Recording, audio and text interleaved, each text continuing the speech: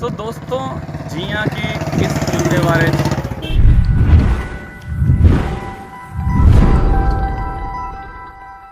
राम राम दोस्तों, अज अस थोड़े लिए आए हैं उस पुल उपर जिहड़ा कि कीड़ी कंडियाल च कठुआ च है।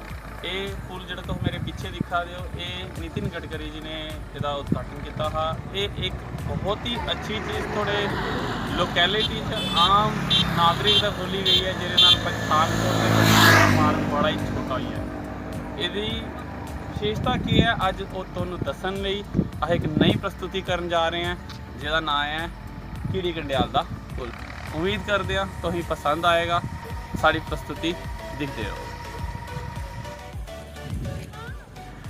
दोस्तों जियां कि तुम दिखा रहे हो पीछे कि जिला प्रशासन कठुआ द्वारा एक मैसेज दिया गया कि इस पुल तो 500 मीटर यानी आधा किलोमीटर तक कोई भी खनन जी नहीं की जा रही।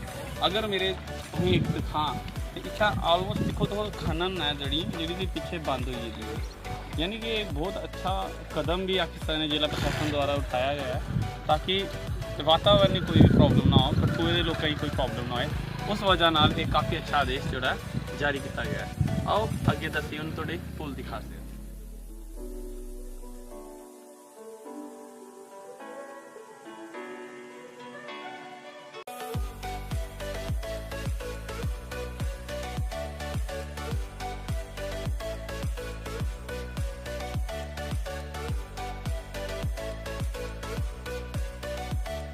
तो दोस्तों जियां कि तुम इस पुल के बारे में काफ़ी अच्छी तरह और भी जानो पहचानो, एक बार इस पुल के भी प्राकृतिक नज़ारे तो आइए देखो। अस चाहते कि जेडे साढ़े भरा जेडे जम्मू के उस पुल के पार रहते हैं कीड़ी कंडियाल से, वो भी आराम नाल साढ़े इत्थे आई सकते हैं। प्लस साढ़े कल्चर जोड़ा है हम पंजाब के कल्चर की और आसानी ना समझेगा, और इस पुल के रहत नाल साढ़े कठुआ वासी भी बहुत ज़्यादा सौगात मिलेगी कि आने वाले टाइम से ये चीज़ां और तरक्की करेंगी। साढ़े कठुआ प्रशासन ने बहुत ही अच्छा काम किया है।